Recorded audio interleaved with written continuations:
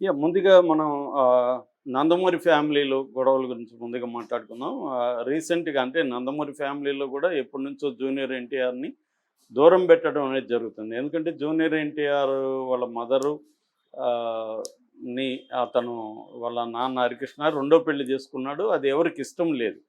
కానీ విధి లేక ఒప్పుకోవాల్సొచ్చింది. అప్పటినుంచి కూడా ఆమెను గాని, ఆమె ఆహ్, కొడుకైన జూనియర్ ఎన్టీఆర్‌ని గాని దూరం పెట్టడం ఆ ఫ్యామిలీ ఓన్ చేసుకోలేదు.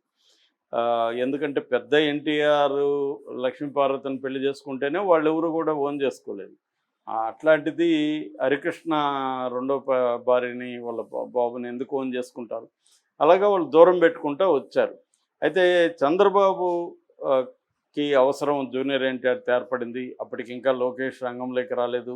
చంద్రబాబుకి ఒక ఆహ్, కరిస్మాటిక్ పర్సన్ కావాల్సొచ్చింది. అప్పుడు జూనియర్ ఎన్టీఆర్ బ్రహ్మాండంగా మాట్లాడడం, యంగ్‌గా ఉన్నప్పుడే యాక్టివ్‌గా ఉండడం, సినిమాలు హిట్ అవుతుండడం, ఇవన్నీ పైగా పెద్ద ఎన్టీఆర్ పోలికలు ఉండడం, ఇవన్నీ చూసి చంద్రబాబు ఇతన్ని ఆహ్, వాళ్ళ ఫ్యామిలీతో కలిపేయడం, తర్వాత ఇతనికి తన బంధువైన నాదిని వాళ్ళ అమ్మాయిని పెళ్లి చేయించడం, ఇవన్నీ చంద్రబాబు చేశాడు. జూనియర్ ఎన్టీఆర్ కూడా దానికి తగినట్టే 2009లో చంద్రబాబుతో ఆహ్, ఎన్నికలకు తనెళ్ళి ప్రచారం చేశాడు. ఇవన్నీ జరిగాయి. ఆ తర్వాత 2014లో చంద్రబాబు ఆహ్, ప్రమాణ స్వీకారానికి కూడా జూనియర్ ఎన్టీఆర్ వెళ్ళాడు. దాని తర్వాత నుంచి వీళ్ళ మధ్య గ్యాప్ అనేది మొదలైంది.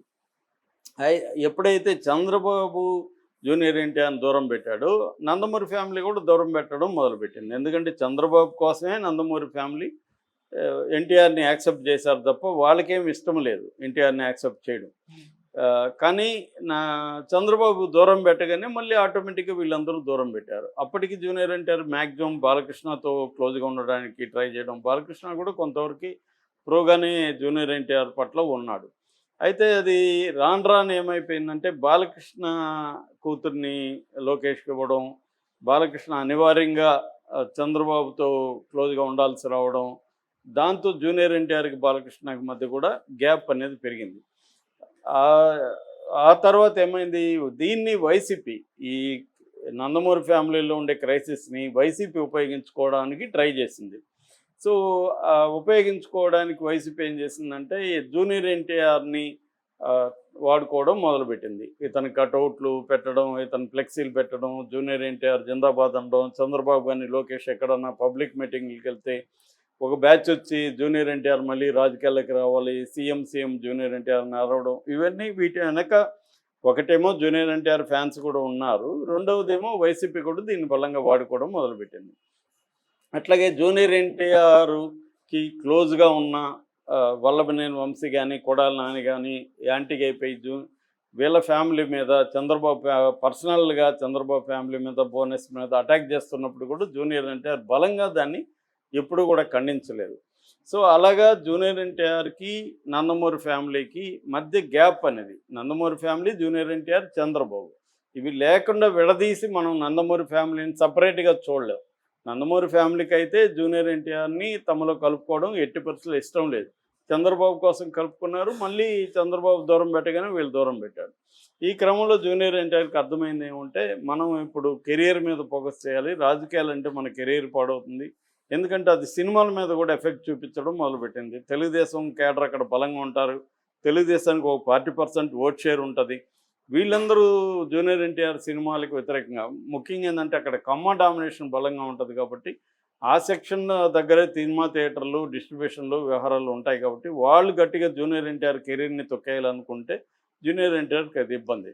సో, ఇవన్నీ దృష్టిలో పెట్టుకొని జూనియర్ ఎన్టీఆర్ ఏం చేశాడంటే, దూరంగా ఉండిపోదాం, సైలెంట్‌గా ఉండిపోదాం, సినిమాల మీద ఫోకస్ చేద్దాం అన్న యాంగిల్‌లో జూనియర్ ఎన్టీఆర్ తన కెరీర్‌ని ఎస్టాబ్లిష్ చేసుకోవడం మీద ఫోకస్ చేయడం మొదలుపెట్టాడు. అయినా కూడా రాజకీయాలనేవి సైలెంట్‌గా ఉండవు. ఈ నేపథ్యంలో చంద్రబాబును అరెస్ట్ చేయించినప్పుడు జూనియర్ ఎన్టీఆర్ స్పందించకపోవడం అనేది అతను చేసిన ఒక స్ట్రాటజిక్ మిస్టేక్. రెండో మిస్టేకు వైసీపీ వాళ్ళు తను వాడుకుంటుంటే దాన్ని ఖండించకపోవడం. ఖండించుండాలి. అంటే నేను రాజకీయాల్లో లేను. రాజకీయంగా నన్నెవరు వాడుకోకండి అని చెప్పుండాలి. ఇవేవి చెప్పకుండా తెలుగుదేశానికి నష్టం జరగడానికి పరోక్షంగా హెల్ప్ చేస్తున్నట్టుగా జూనియర్ ఎన్టీఆర్ బిహేవియర్ అనేది ఉంది. సో ఎప్పుడైతే చంద్రబాబు అరెస్టును సంబంధం లేని వాళ్ళంతా కూడా ఖండించి బాధపడితే, ఆ ఫ్యామిలీలో ఉండి మంచన్నా కాదన్న చంద్రబాబు వల్లే జూనియర్ ఎన్టీఆర్‌కి ఆ ఫ్యామిలీలో చోటు దొరికింది. మంచి అమ్మాయి కుటుంబంతో సంబంధాలొచ్చాయి.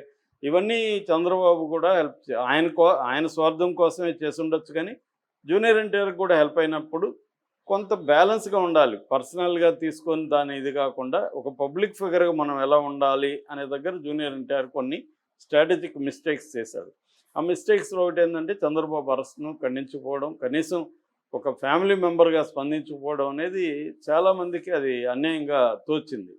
సో, ఈ క్రమంలో బాలకృష్ణ కూడా చాలా తీవ్రంగా దాన్ని కోపంగా ఇది చేయడం, అతను మీడియాలో ఓపెన్‌గా అడిగినప్పుడు కూడా ఐ డోంట్ కేర్ అని చెప్పడం.